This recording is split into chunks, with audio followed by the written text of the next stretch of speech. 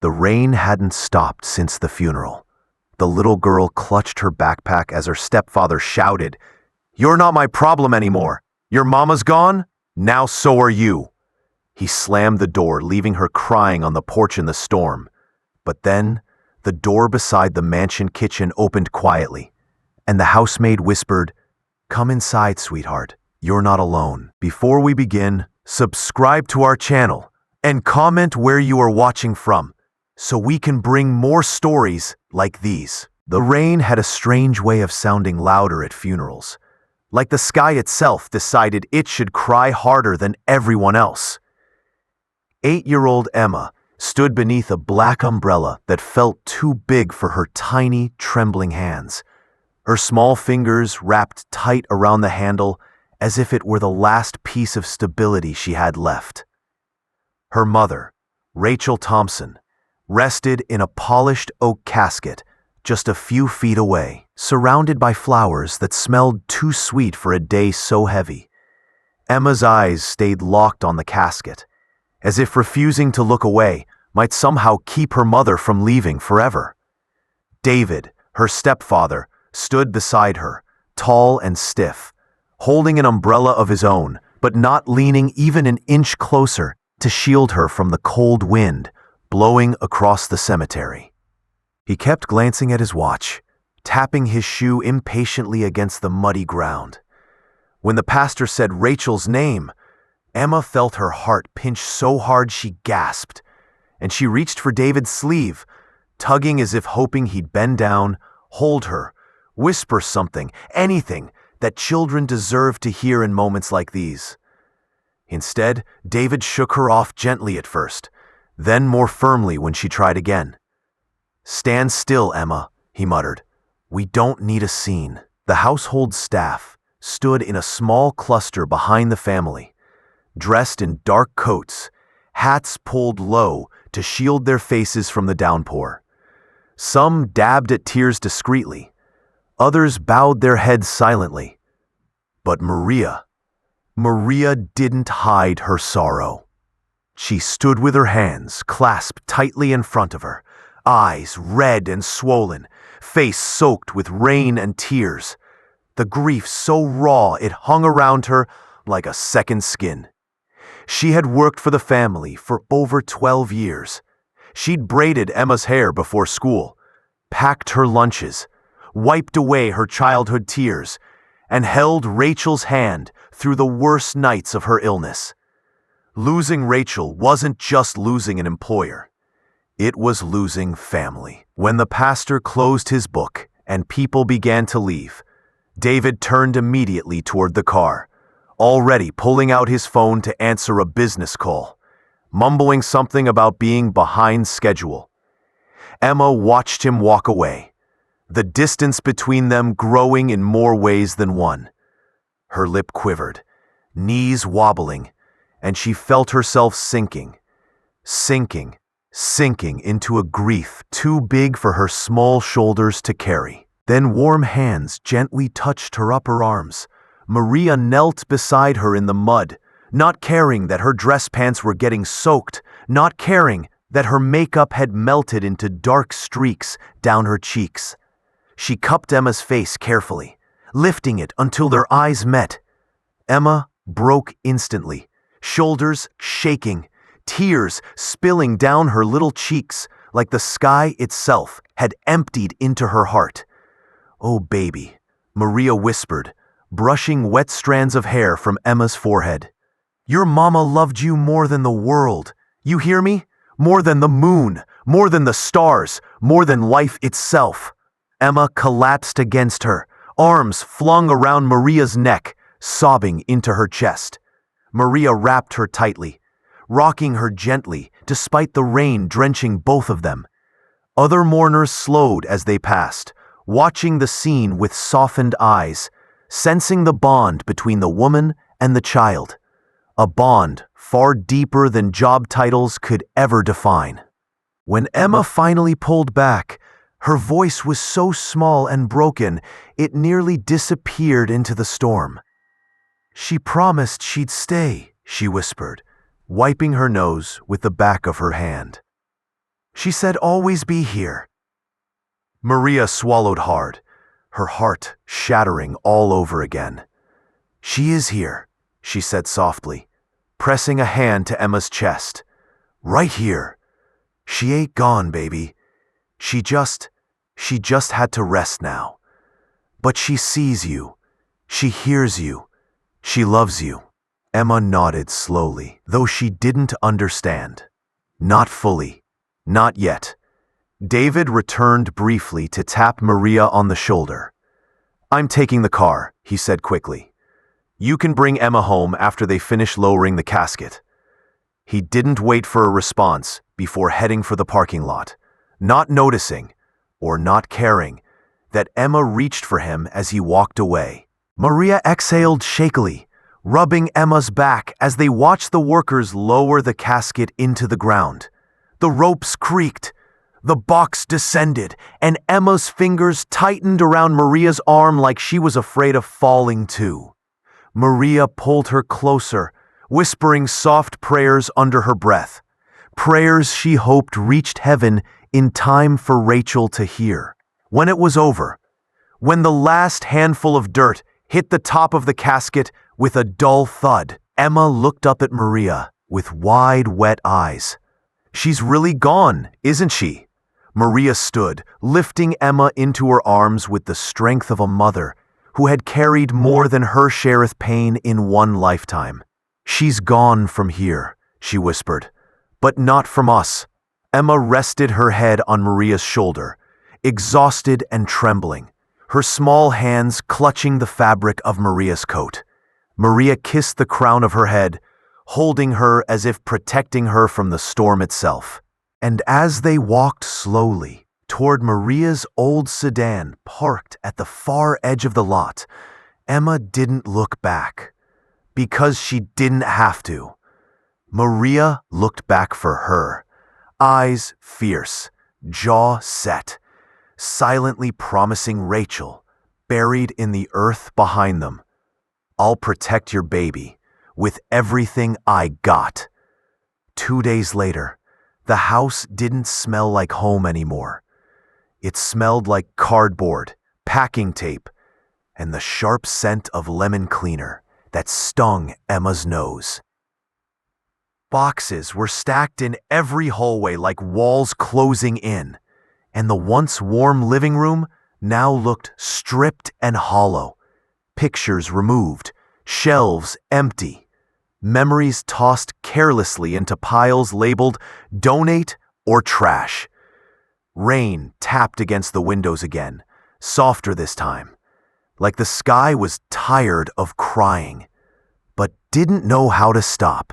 From her bedroom doorway, Emma watched her stepfather march back and forth across the hardwood floor, barking orders into thin air as if someone else was supposed to be listening.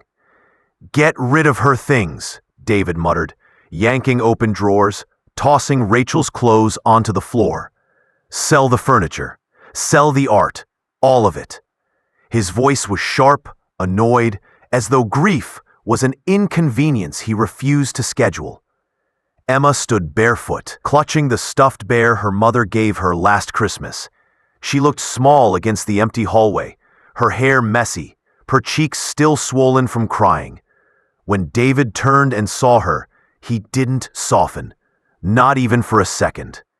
Why aren't you packing? He snapped. Emma blinked, confused. Packing for what? He sighed in irritation, running a hand through his thinning hair. Packing to leave. Her stomach dropped. Leave? But where will I sleep? In a bed, he said sarcastically, wherever they'll take you. He grabbed a duffel bag and shoved it into her hands. This ain't your home no more, Emma. I'm not raising a kid that ain't mine. Her breath hitched. She looked up at him as if waiting for the punchline, for him to say he didn't mean it. But his eyes were cold, empty of anything resembling love. But Mom said, he cut her off with a bitter laugh. Your mom said a lot of things. None of them matter now.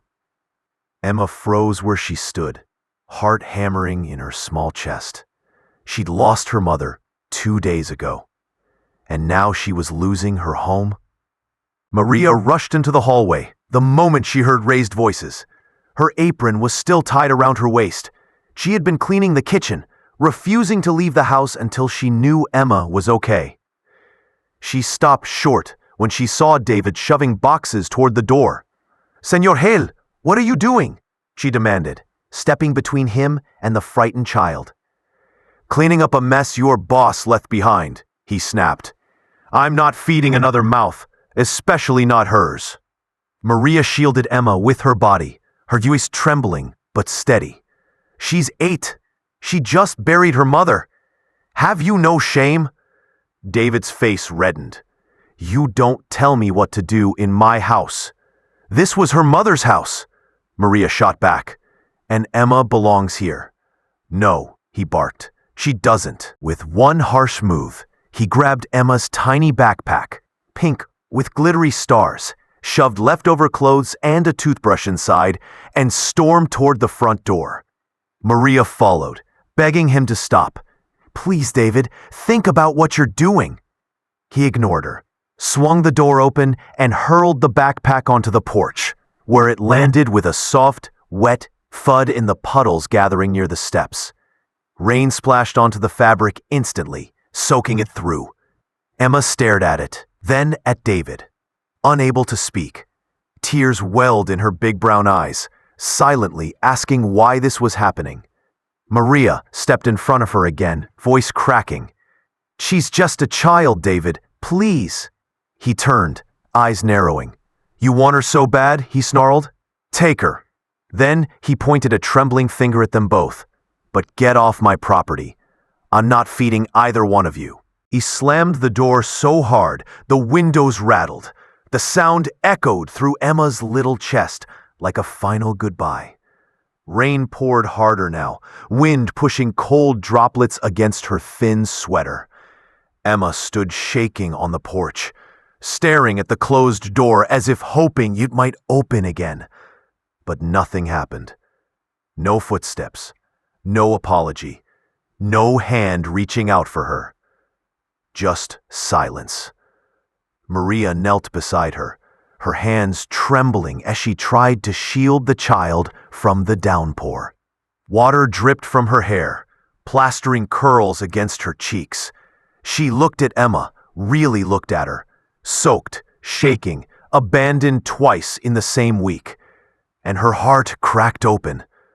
"Oh, mi niña," she whispered, brushing wet strands from Emma's forehead. "Come on, baby. We'll figure this out." Emma's lip quivered. "Why doesn't he want me?" Maria's arms wrapped around her instantly, protectively, as if she were shielding her from every cruelty the world had ever known. "Because he's a cruel man," she whispered into the top of her head.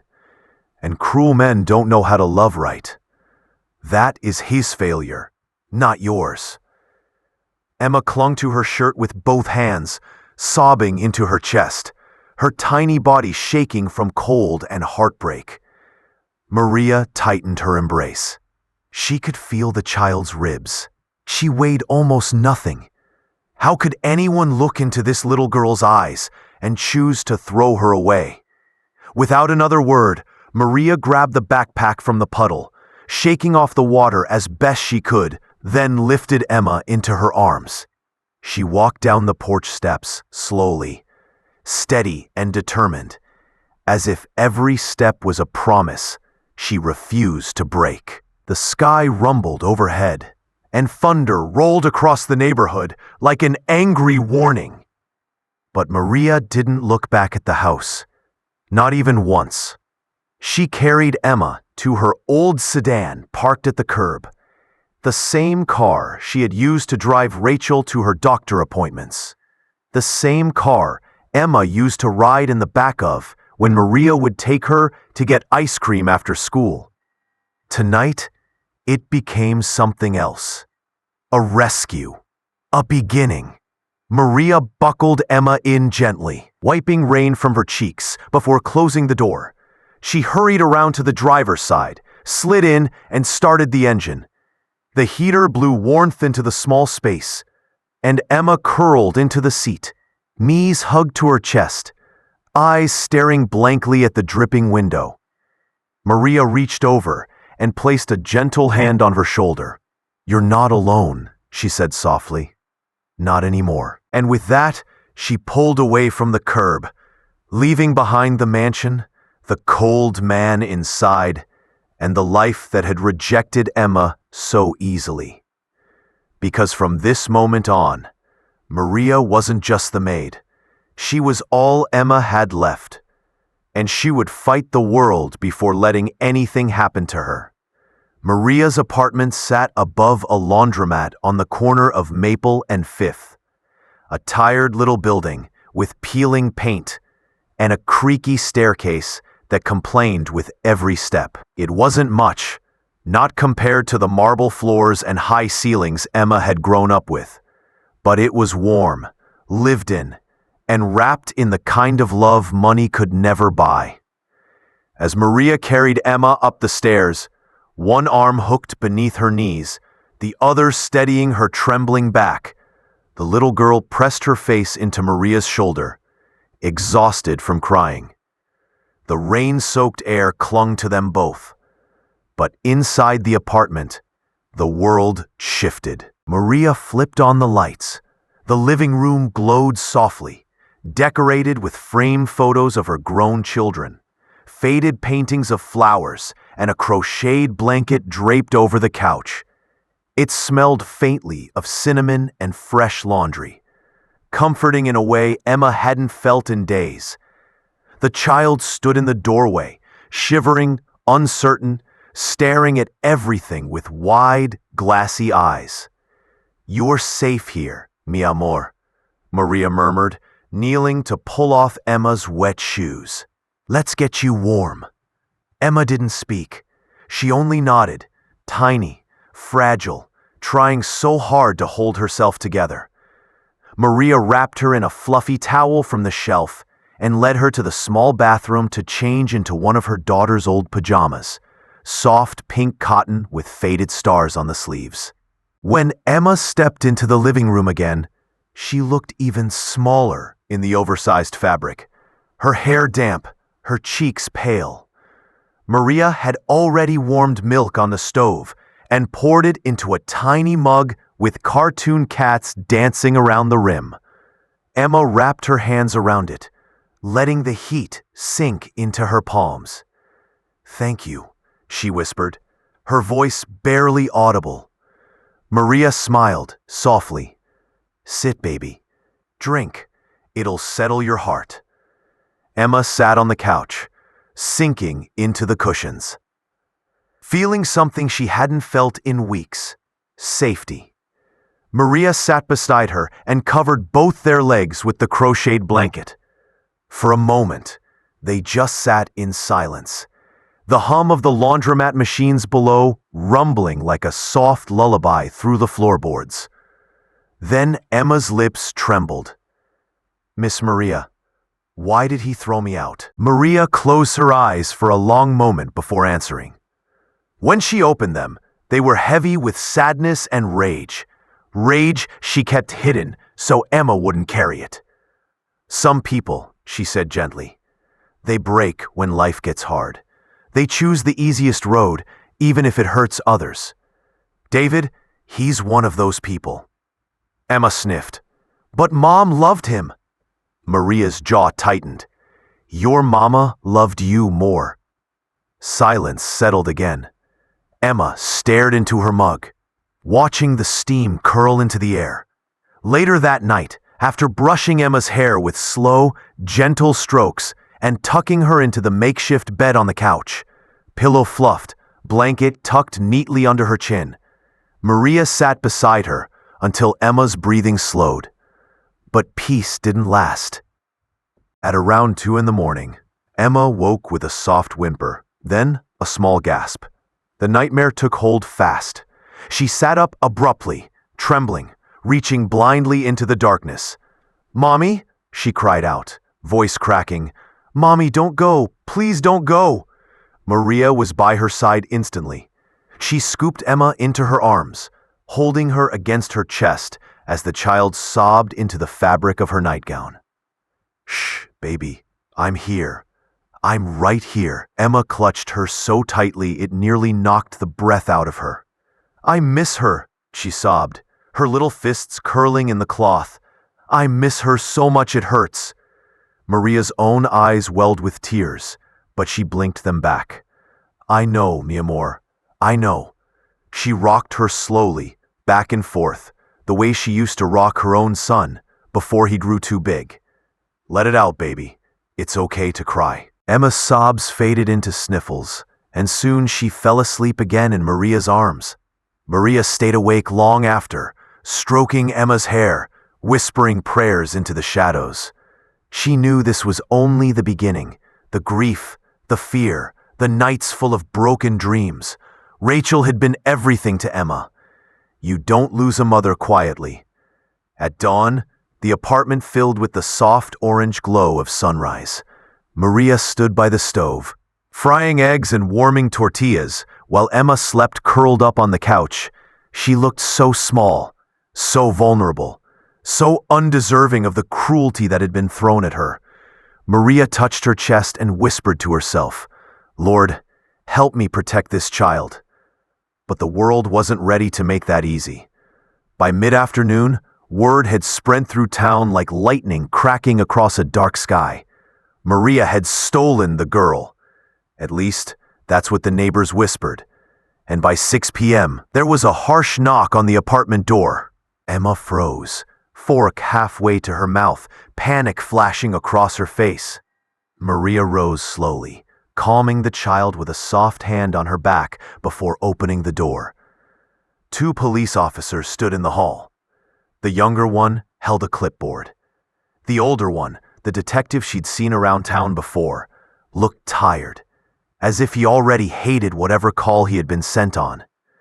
Maria Hernandez? The older officer asked. Yes, she replied, voice steady. We've received a report claiming you kidnapped a minor. Emma gasped, dropping her fork. No, she didn't. I came with her. He threw me out. The younger officer's eyes softened for a second, but rules were rules. He continued, We'll need to ask questions. Maria motioned them inside calmly. She sat beside Emma, one protective hand on the child's shoulder, as she explained everything. The funeral, the boxes, the argument, the cruel dismissal, the backpack in the rain. All the while, Emma nodded firmly through her tears, supporting every word. The older officer sighed, rubbing his temples. This isn't kidnapping, he muttered. This is abandonment. Maria looked up, shocked at the honesty slipping through his tone. But, he added reluctantly, it becomes a legal matter now. This will go to family court. Custody has to be determined formally. Emma's eyes widened. Are they going to take me away? Maria squeezed her hand gently. I'm not letting that happen. The younger officer spoke quietly, compassion softening his voice. Ma'am, for what it's worth, you're doing right by her. Just stay strong through the legal process. But even as he said it, there was a heaviness in the air, a warning that the coming days wouldn't be easy. The officers left, and then, an hour later, Maria's phone rang. Her employer, the mansion, the supervisor she'd worked under for 12 years. I'm sorry, Maria, the woman said, with a tone that didn't sound sorry at all. Mr. Hale says you can't return. You're fired. Today. Maria closed her eyes, letting the blow land silently. I understand, she whispered, but she didn't cry. She just looked over at Emma, who sat curled on the couch, hugging her knees, trying to be brave. Maria crossed the room, knelt in front of her, and lifted her chin.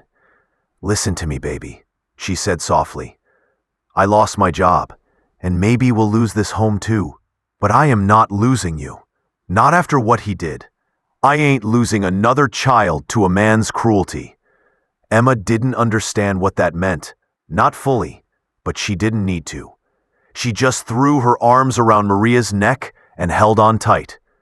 Maria held her just as fiercely. two broken hearts, finding safety in each other. A maid and an abandoned girl, becoming family long before the law ever knew it. The days that followed felt like walking through fog, thick, heavy, and full of things moving in the shadows. Maria tried to keep life normal for Emma, waking early to braid her hair, making oatmeal with honey, turning on cartoons in the morning. But beneath every routine beat a quiet fear neither of them spoke out loud. Every knock on the door made Emma flinch. Every police siren in the distance made Maria's heart sink. And every time the laundromat machines rumbled beneath them, Emma would whisper, "Are they coming to take me?" Maria would pull her close and say the same words each time, "Not while I'm breathing." But she couldn't lie to herself. David was dangerous, not because of fists or weapons, but because of the cruelty he wielded so casually, the kind of cruelty the world never punished the way it should. A man like that could twist truth into whatever shape he wanted, and with his money, his influence, and his entitlement, he could make the wrong people believe him. Word spread fast, faster than Maria expected. Neighbors who once smiled at her now watched suspiciously as she carried groceries up the stairs. People whispered as she walked Emma to school, murmuring accusations she pretended not to hear. "That's the one who took that girl. Poor thing. She'll get arrested. She should have stayed in her place." Emma heard some of it too. She squeezed Maria's hand tighter every time. One breezy afternoon, when the sun sat low behind the laundromat sign, another knock rattled the apartment door. Not loud, not violent, just firm, official. Emma froze mid-coloring, her crayon dropping to the table. Maria turned off the stove, wiped her hands on a towel, and opened the door slowly. Two officers stood there again, different ones this time. The woman in front had kind eyes, but a stern jaw. The man beside her held a clipboard. "Miss Hernandez," the woman said gently, "we need to ask a few more questions." Emma ran to Maria, gripping her leg so tightly it almost bruised. The officer knelt to meet her eye level. "Sweetie, it's okay. We're only here to help." Emma shook her head. "You're gonna take me away." The officer swallowed. "No, not today." Those words didn't soothe Emma. They only made her tremble harder. Maria guided the officers to the small dining table. While they reviewed their notes and asked questions, was Emma harmed? Did Rachel ever mention custody? How long had Emma been left alone before Maria took her? Maria answered in calm, careful sentences, truthful, steady, unwavering. Emma sat beside her, clutching her hand under the table. The officers exchanged looks when Maria finished. The woman leaned forward. "Miss Hernandez, off the record, the detective from last time filed his own statement on your behalf. He believes you acted in the girl's best interest." She glanced at Emma and softened her voice. "But legally, this still has to go through family court." Maria nodded, her face pale but composed. "Then we'll face it." The officer stood, thanked her, and left quietly. The moment the door shut, Emma broke, her tiny chest heaving, tears streaming. "I don't want to go with David," she sobbed. "He hates me. He doesn't even look at me." Maria knelt and held her tight, rocking her slowly. "You won't. I promise you, baby. I promise." But Maria's promises had weight. They weren't made lightly, and she knew this promise would demand everything she had. That night, she sat at the small kitchen table long after Emma fell asleep, staring at unpaid bills, her termination notice, and a letter from the court stamped with a date 2 weeks away. She was losing her job, her apartment, her stability, and because of that, she might lose the one thing she couldn't replace. She pressed her palms together and whispered into the quiet room, "Rachel, I need a sign. Anything. Help me find a way." Morning came with a clouded sky and wind that carried a cold bite. As Maria poured Emma cereal, the girl suddenly said, "Mommy told you something, didn't she?" Maria blinked. "What do you mean, baby?" Emma swung her feet under the chair. "When she was dying, she told you something." The words hit Maria like a door pushed open by fate. Maria inhaled sharply, memories rushing back. The soft hospital room lighting, Rachel's weak hands squeezing hers, her voice barely above a breath. "If anything happens to me, tell Emma I love her, and look in the blue box in my closet." Maria had forgotten. No, she had buried it under grief and survival. She stood so abruptly, the chair scraped across the floor. Emma jumped. "Miss Maria, what is it?" Maria turned toward her with eyes wide and fierce.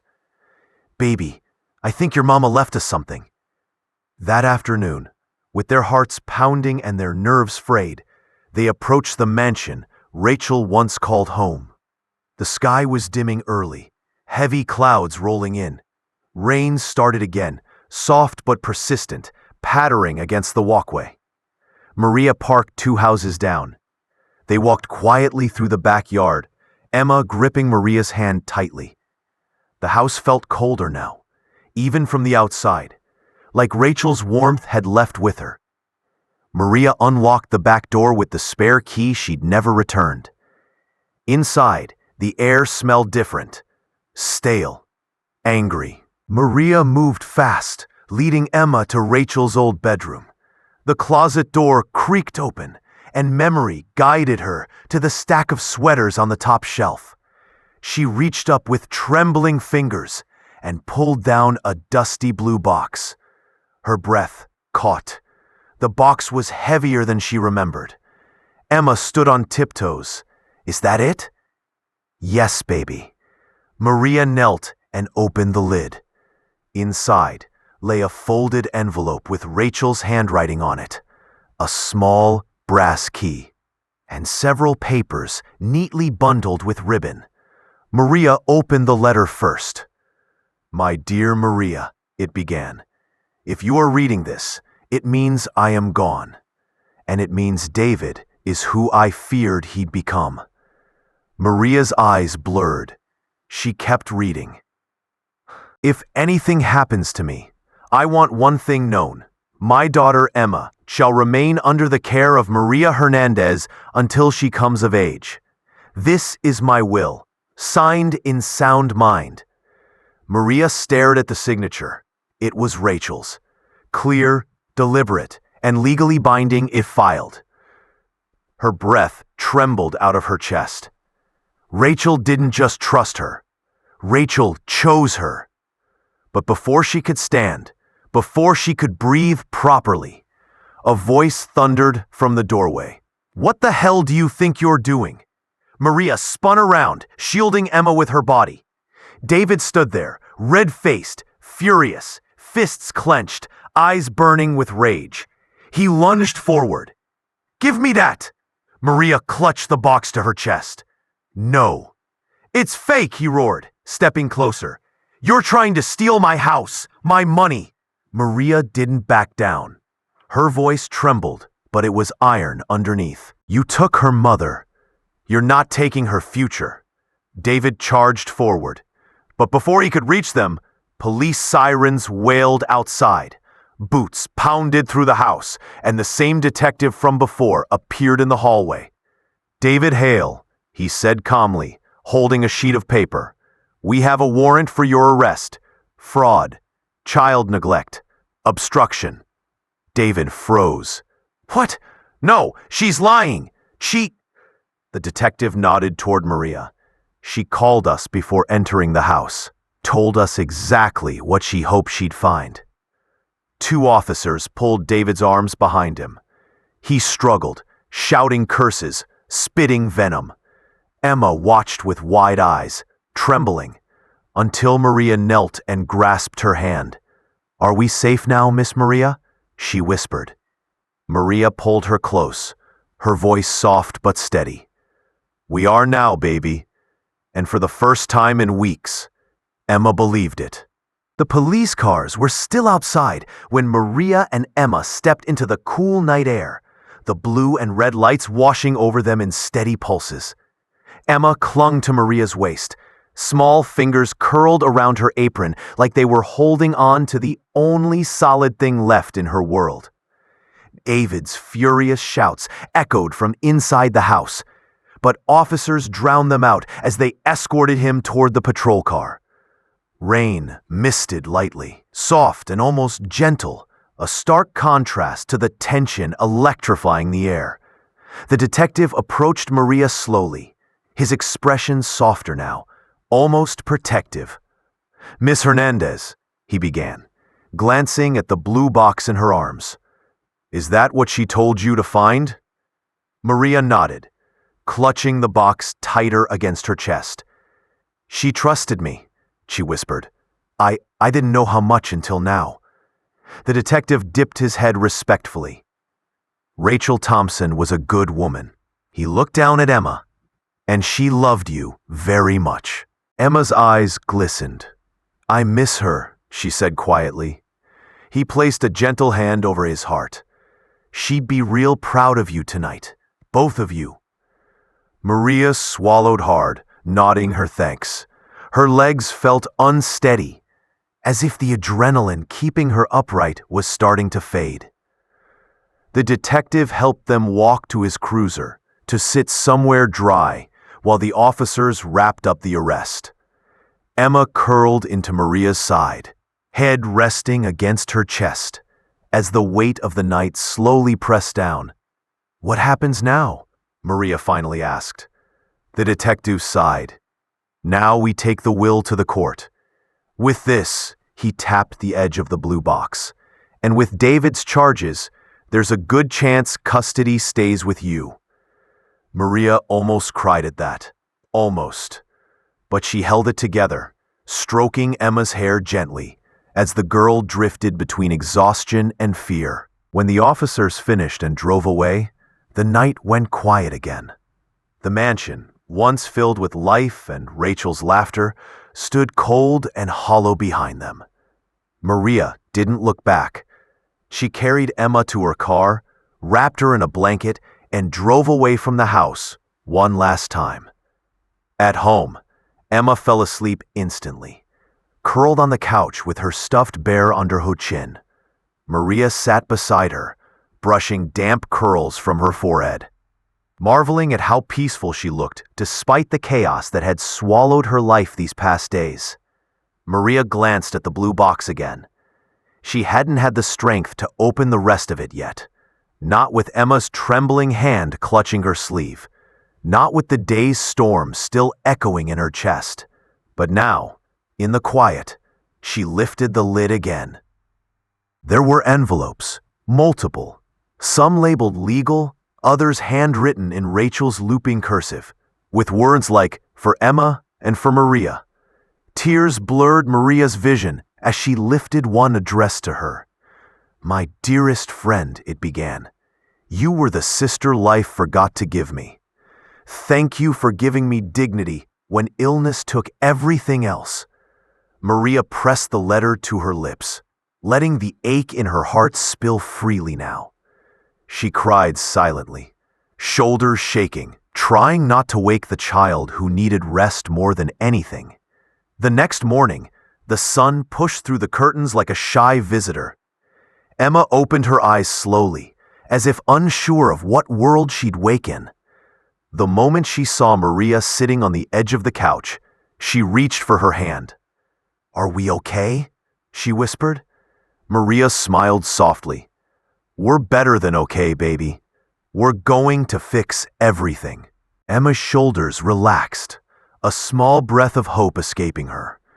It was the first time Maria had seen relief cross her face in days. Court happened quicker than Maria expected. David's charges for fraud and child neglect weighed heavily against him. The judge read Rachel's handwritten will, brows raising at the clarity of the wording.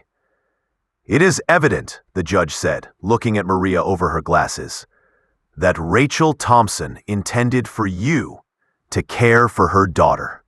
Emma sat beside Maria, gripping her hands so tightly their fingers turned the same color. When the judge declared, "Legal guardianship is hereby granted to Maria Hernandez," Emma burst into tears, happy ones this time, and threw her arms around Maria's waist. Maria kissed her forehead, whispering into her hair, "You're safe, baby. You're safe now."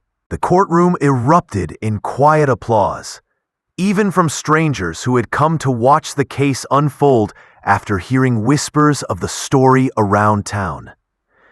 The detective gave Maria a small salute from the back row, but the biggest shock came 2 weeks later. Rachel's legal team, who had finally been notified of the will, called Maria with news.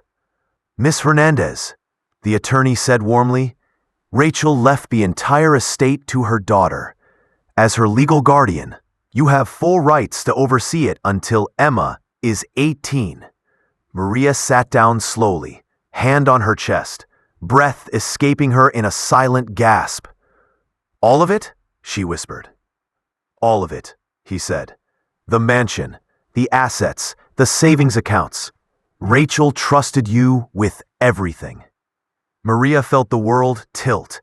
She wasn't a wealthy woman, not even close, but suddenly she had the means to give Emma the stable life she deserved. The first time they walked back into the mansion together, not as maid and child, but as family, Maria clutched Emma's hand tightly. The hallways didn't feel cold anymore. They felt like possibilities, like second chances. Maria moved them into a sunlit bedroom overlooking the garden.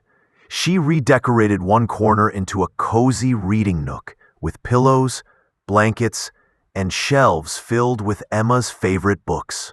She placed framed pictures of Rachel on the walls, not as reminders of grief, but as symbols of love that hadn't disappeared, only changed form.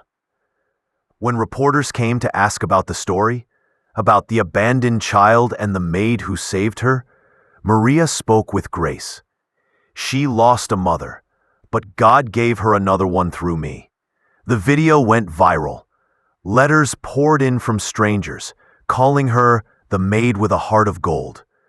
People mailed children's books, knitted blankets, and handwritten notes saying the world needed more women like her. Maria was humbled, but none of it mattered compared to the tiny voice that whispered, "Mommy," one quiet morning as she brushed Emma's hair.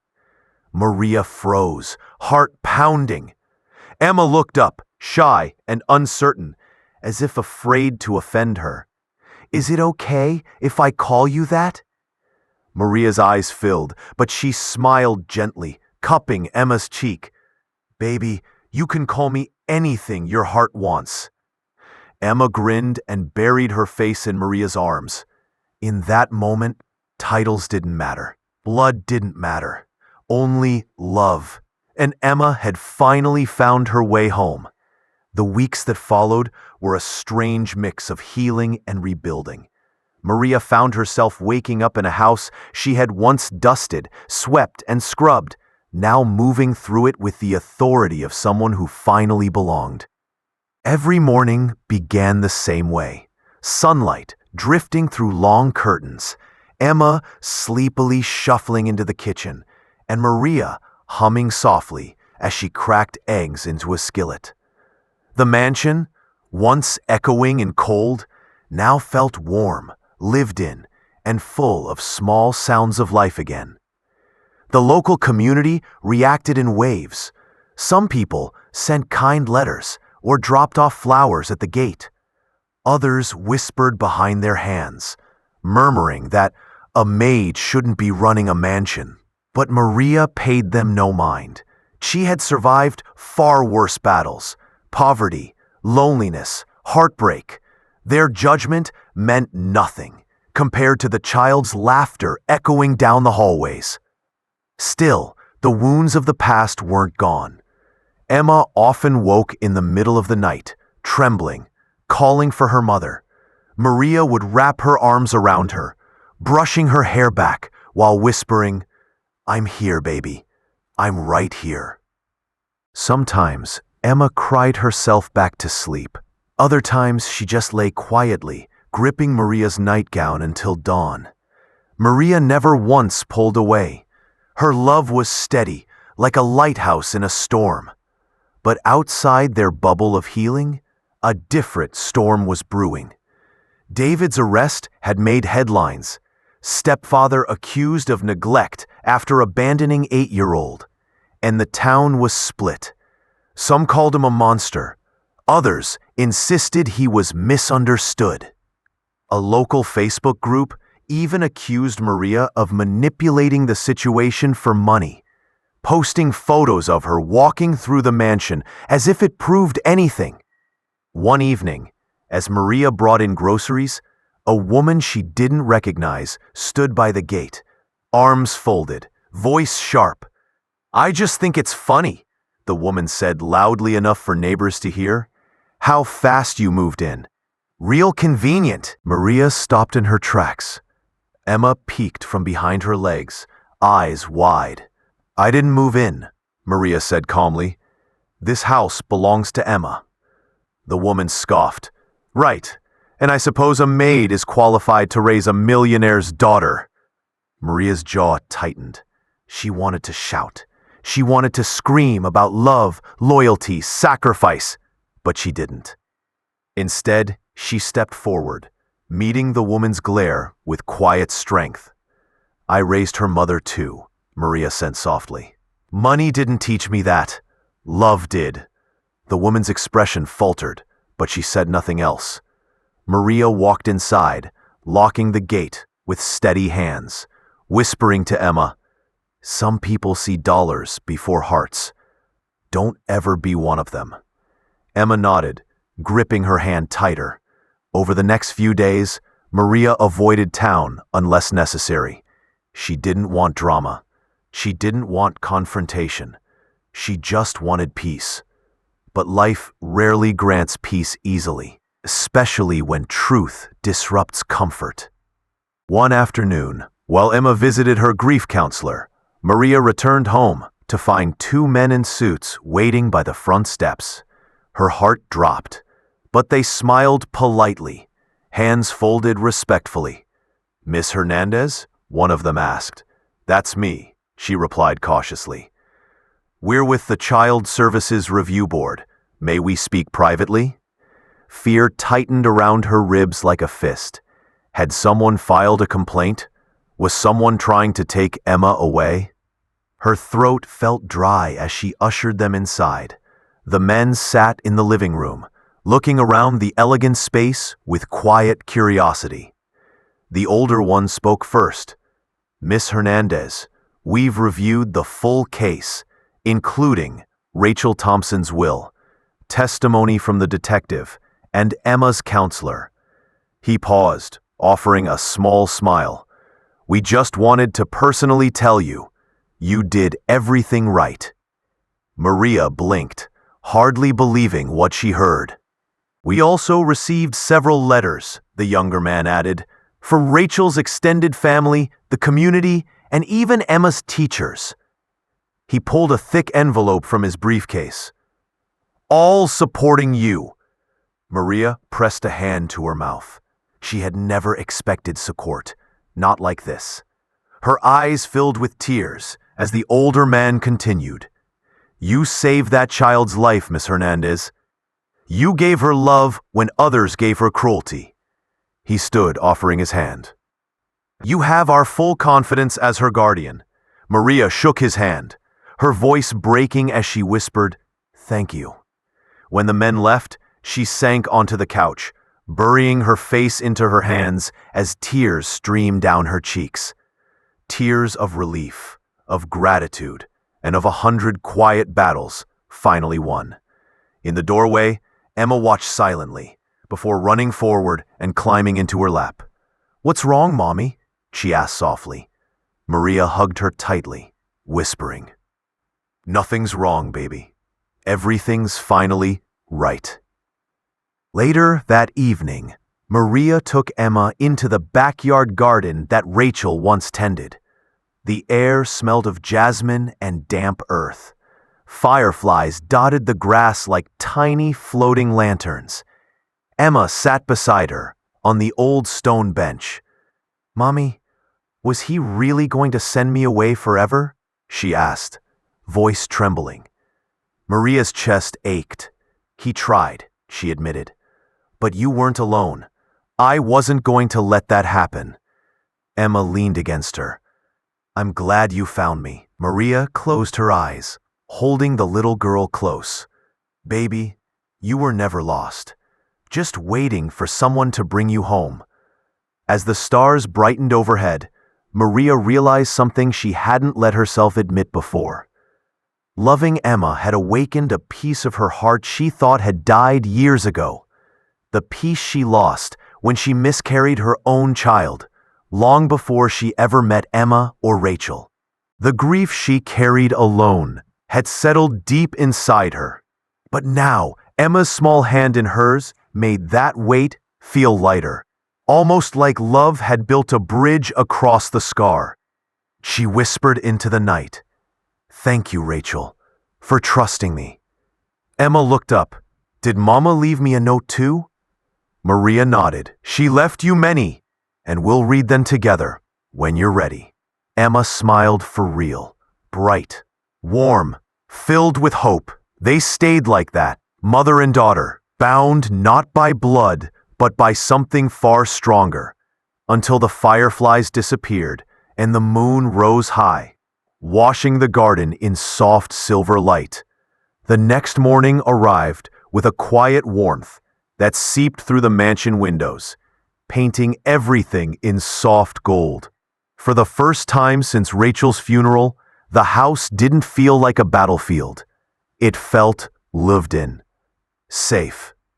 Emma padded into the kitchen wearing fuzzy socks and one of Maria's oversized sweaters that swallowed her tiny frame.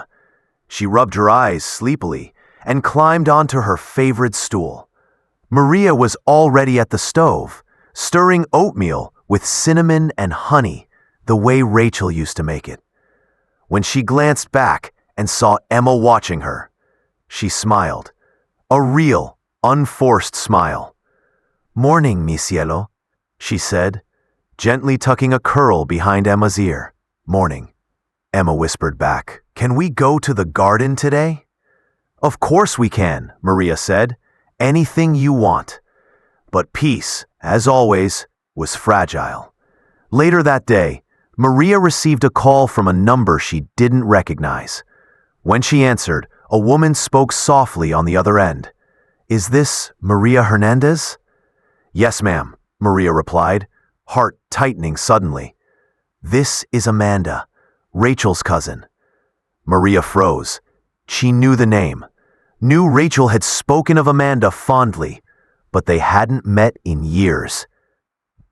"I saw the story on the news," Amanda continued. "I didn't know everything that was happening. I'm flying in tomorrow. I'd like to see Emma, if that's all right." Maria swallowed hard. She'd known this day would come. Someone from Rachel's side of the family would reach out. It was natural. It was right. But still, the idea of someone stepping in now, after everything, it made her chest ache. "Of course," Maria said. "Emma deserves all the love she can get." When she hung up, her hands trembled slightly. Was her new life with Emma secure enough? Would Amanda want custody? Would the court reconsider? Maria stepped outside onto the porch, trying to steady her breath. The afternoon sun shimmered on the driveway, and she could see Emma drawing chalk hearts on the pavement. Watching that little girl playing so freely, after everything she'd endured, made the fear twist deeper. She didn't want to lose her. Not now. Not ever. That night, as she tucked Emma into bed, Emma asked the question Maria had been dreading. "Mommy, why are you sad?" Maria inhaled softly. She always tried to hide her pain, but children sense things adults missed. "I'm not sad," Maria whispered, brushing her fingers along Emma's forehead. Just thinking. About Mama? About everything, Maria said. She hesitated before continuing. Baby, someone who loved your mama very much wants to meet you. Her cousin Amanda. Emma looked confused. Is she nice? I think so, Maria said gently. She wants to see you tomorrow. Emma looked down at her hands. Is she gonna take me away? Maria's heart fractured at the fear in her voice. No, she said immediately, placing a hand on Emma's cheek. Nobody is taking you anywhere. You're safe with me. I promise. Emma stared into her eyes, searching for truth. Maria held her gaze until the little girl finally leaned in and hugged her tightly. Okay, Emma whispered, as long as you're there too. I'm not going anywhere, Maria said, kissing the top of her head. I'm yours, baby, and you're mine. When Emma drifted to sleep, Maria sat beside her for a long moment, watching her breathe. She whispered a small prayer, that tomorrow would not rewrite their lives again. The next afternoon, Amanda arrived. She was in her early 40s, her auburn hair pulled back neatly, her eyes warm but etched with guilt. She stepped onto the porch, clutching a bouquet of lilies, Rachel's favorite. Maria opened the door cautiously. You're Maria, Amanda said softly. I've heard so much about you. And you must be Amanda, Maria replied, keeping her tone respectful. Come in. As soon as Emma saw her, she hid behind Maria's leg, her small fingers gripping tightly. Amanda knelt, placing the lilies on the ground beside her. Hi, sweetheart, she said gently. I knew your mama when we were just kids. She used to steal my cookies. Emma peeked out slightly, curiosity flickering in her eyes. She talked about you a lot, Amanda added. She said you were the bravest girl she knew. Emma stepped out just enough to study the woman. My mama said that? All the time, Amanda said, smiling softly. She loved you so much. Something in her voice, warm, genuine, filled with grief, broke through Emma's defenses. The child slowly walked forward and let Amanda hug her. Maria watched, her nerves easing slightly but not disappearing. After a while, Amanda sat with Maria at the dining table. Sunlight spilled across their faces, and for a moment, the mansion felt peaceful again. You've done a beautiful job with her, Amanda said sincerely. Rachel would be grateful. Thank you, Maria said quietly. I'm trying my best. ... I didn't come to take her, Amanda said, noticing Maria's tension. I came to say thank you, and to help however I can. Maria blinked, tears forming instantly. Help? Amanda nodded. You and Emma are the only family I have left. If you'll let me, I'd like to be in her life, but only in the way you both feel comfortable. Maria exhaled shakily, her shoulders dropping. Relief washed over her in warm waves. Emma needs all the love she can get, Maria said, voice trembling. And so do I. Amanda reached across the table and held her hand. Then let's do this together. That evening, Emma and Amanda baked cookies in the kitchen, while Maria watched from the doorway, arms folded gently. Laughter mingled with the aroma of chocolate and butter, filling the halls in a way Maria hadn't heard since Rachel was alive. It was then Maria realized something important. Family didn't come from blood. It came from the people who showed up and stayed. As Emma held up a cookie proudly, face smeared with chocolate, Maria felt her heart expand in a way she didn't think possible. Maybe life hadn't taken anything from her after all. Maybe it had just been waiting to give her something she never expected. A daughter, a sister, a second chance at joy. The pain of the past wasn't erased, but it no longer controlled her. For the first time, the future felt wide open.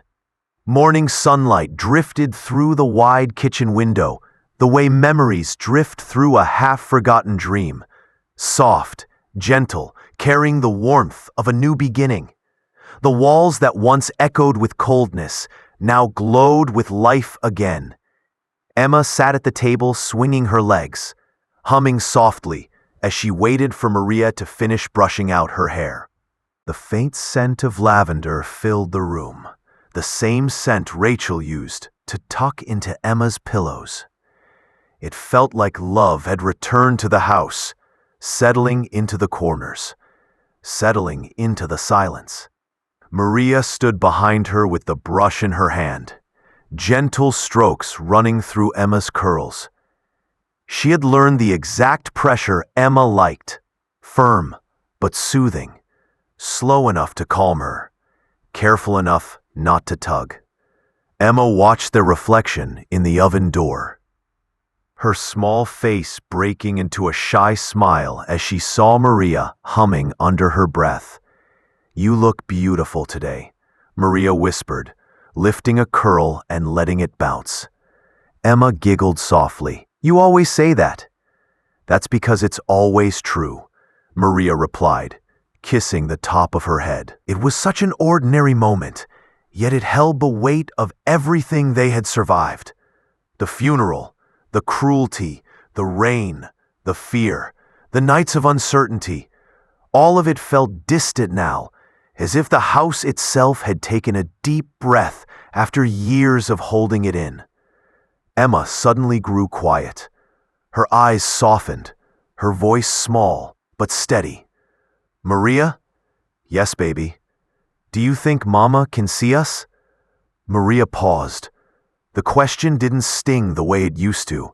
It felt lighter now, wrapped in healing rather than grief. "I think she sees every moment," Maria said softly. "I think she's right there smiling every time you smile." She placed a warm hand over Emma's heart. "Right here. Always." Emma touched the spot and nodded slowly. "She'd be proud of you," she said. Maria's breath caught. The words hit her deeper than she expected. She blinked back tears and knelt beside Emma, holding her hands gently. "No, baby," Maria whispered, voice trembling. "She'd be proud of you, for being strong, for believing someone still cared, for letting love back in." Emma threw her arms around her neck, hugging her tightly. Maria closed her eyes and held her, soaking in the warmth of a child who had already endured too much, yet somehow still had the heart to give love freely.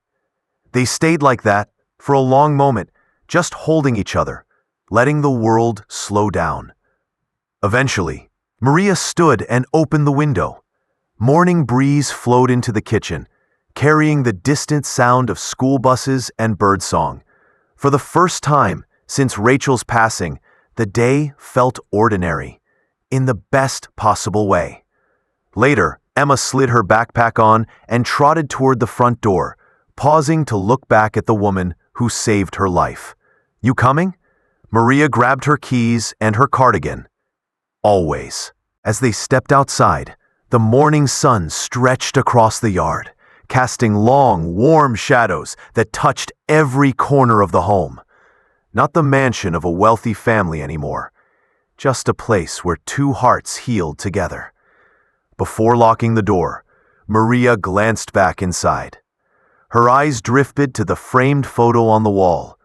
Rachel smiling, holding baby Emma. Beneath it, another frame, added just last week, held a new photo. Emma sitting in Maria's lap in the garden, both smiling at the camera, with sunlight glowing behind them. Family. Not by blood, not by contract, but by choice. She closed the door gently, as if tucking the house in.